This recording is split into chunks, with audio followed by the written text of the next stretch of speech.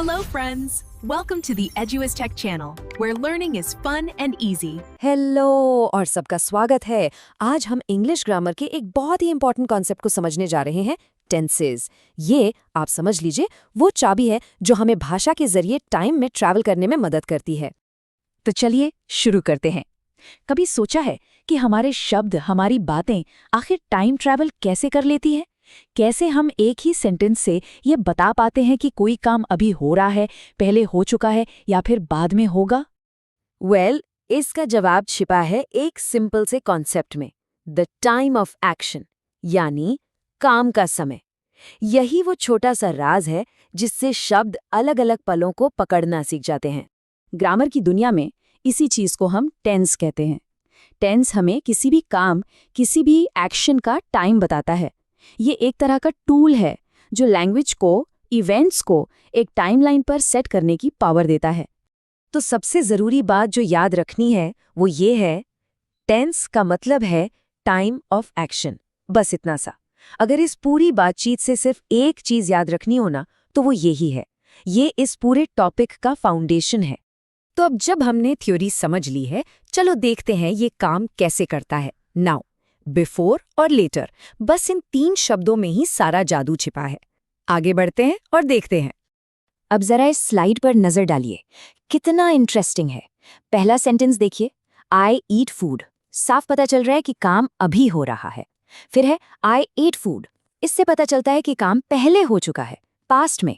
और आखिर में आई विल ईट फूड, ये फ्यूचर की बात कर रहा है। देखा, एक छोटा सा बदलाव, एक वर्ब का बदलना और पूरी टाइमलाइन ही शिफ्ट हो गई। तो अब जब हमें बेसिक आइडिया मिल गया है, चलिए मिलते हैं उन 3 मेन टेंसेस से जो इस पूरी टाइम मशीन को कंट्रोल करते हैं। इंग्लिश में ना बेसिकली 3 मेन टेंसेस होते हैं, प्रेजेंट टेंस, पास्ट टेंस और फ्यूचर टेंस। ये तीनों मिलकर एक कंप्लीट सिस्टम बनाते हैं जिससे हम किसी भी टाइम के बारे में बात कर पाते हैं। सबसे पहले बात करते हैं प्रेजेंट टेंस की। जैसा नाम से ही क्लियर है, इसका यूज हम उन एक्शंस के लिए करते हैं जो अभी हो रहे हैं, या फिर ऐसी आदतों के लिए जो रोज होती हैं। बेसिकली ये हमें नाउ से कनेक्ट करता है। जैसे इन एग्जाम्पल्स को देखिए, I play cricket, she reads a book, we go to school. ये सारे सेंटेंसेस या तो अभी हो रहे काम को दिखा रहे हैं या एक डेली रूटीन को। ओके, आगे बढ़ते हैं। पास्ट टेंस, इसे हम यूज करते हैं उन कामों के लिए जो पहले ही खत्म हो चुके हैं। ये हमें बीते हुए वक्त की कहानियां सुनाने में हेल्प करता है। अब उन्हीं सेंटेंसेस को पास्ट टेंस में देखते हैं। I played cricket, she read a book, we went to school. देखा, बस वर्ब का फॉर्म चेंज हुआ और सारे के सारे काम पास्ट का हिस्सा बन गए।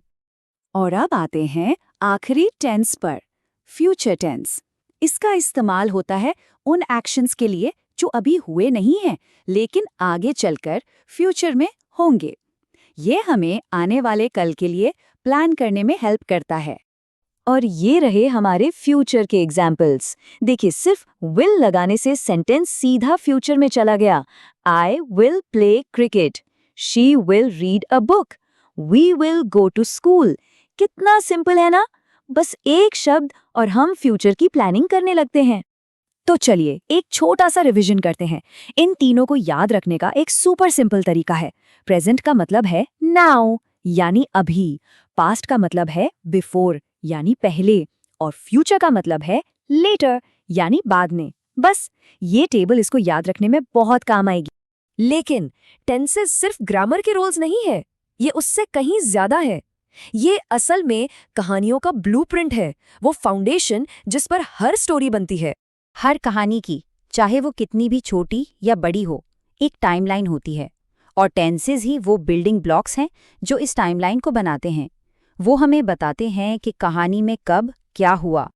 तो आखिर में एक सवाल, अगर टेंसेस एक कहानी की टाइमलाइन बनाते हैं तो इस टूल के साथ कोई क्या कहानी बनाएगा? ग्रामर को सिर्फ रूल्स की तरह नहीं, बल्कि एक क्रिएटिव टूल की तरह देखने की जरूरत है।